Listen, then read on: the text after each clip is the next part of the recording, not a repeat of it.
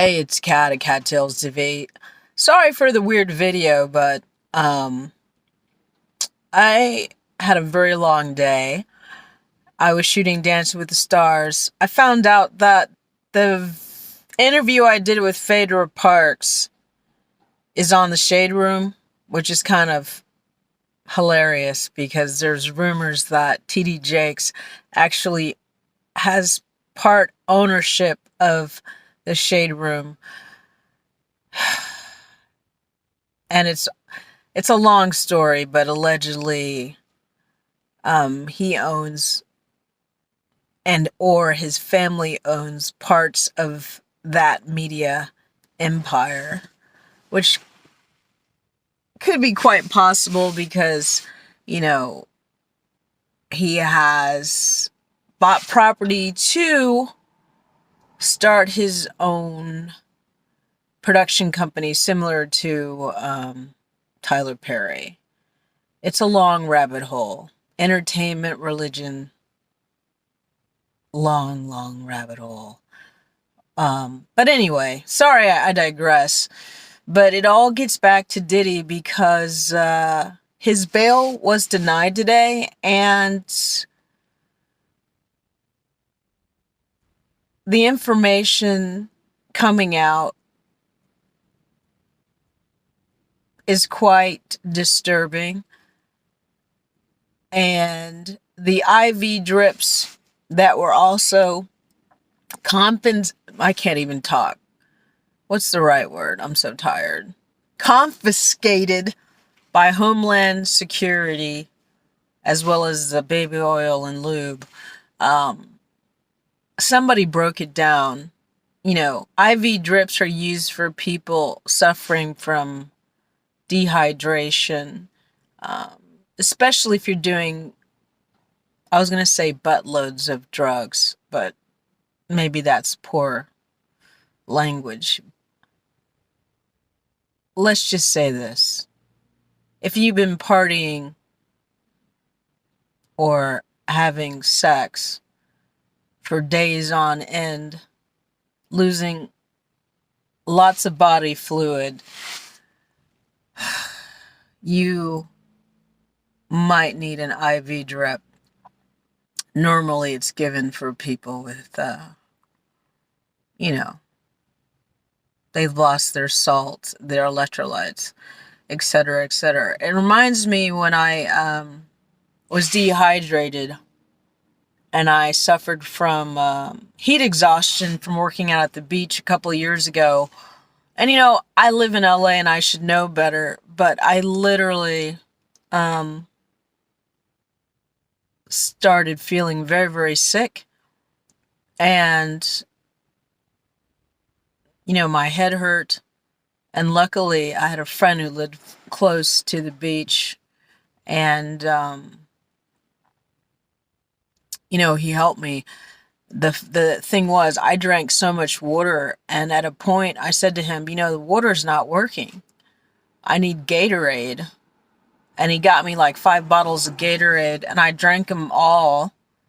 And then, besides my urine being weird colors, I felt almost back to normal. So that was just from working out at the beach and being out in like 90 to 100 degree heat. It wasn't, me having sex for 3 days and being a person at a Diddy party. So what's happening is a lot of people are going to be in a lot of trouble if the videos come out. I did a video a long time ago, several months ago, about Justin Bieber. All I can say is you need to check out some of my old videos about Diddy, because kind of lined up a very important story. There's a video about bling that is referencing Erica Kennedy's book, who died mysteriously. There's a connection to Corey Gamble and Diddy. And there's a video about the black gay mafia and the rap game. And also, you can check out some of my old videos. I did over 80 about Tory Lanez. All this stuff is connected whether you see it or not, because the music industry, in my opinion, especially the rap music, R&B music, it's like a pimp and hoe game. Whether the artists understand it or not, people like Diddy and the people above him have total power over the artist, and a lot of the artists are exposed to drugs, and they use drugs to keep the artist under control, much like a pimp. Again, if you watch the Bling video I did, you'll totally understand what I'm talking about. And also, in regards to Bieber, I used to photograph Bieber in Beverly Hills. I'm even in I was in a video of, what's his name? James Corbin, whatever his name was, Corden, the British guy that had his own late night TV show. They did a bit with Bieber and him driving on Canon, and I'm actually in the video, and they referenced me.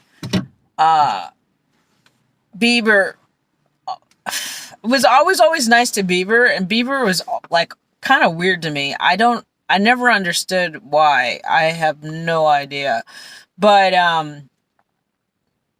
at the time, he was managed by Scooter Braun, and his tour manager was Corey Gamble.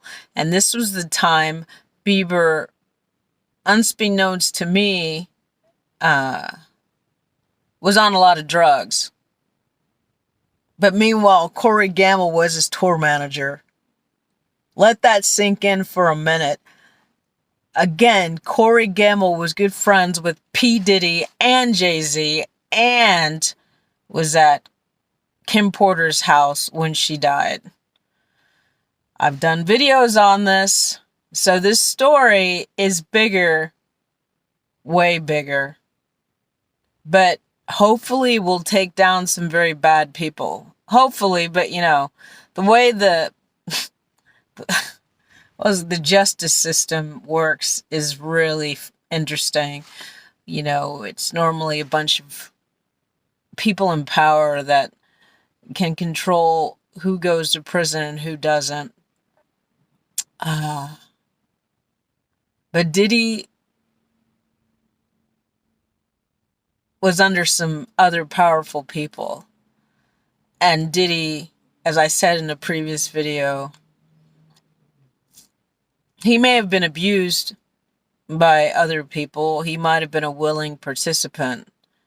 But sometimes what happens is people are so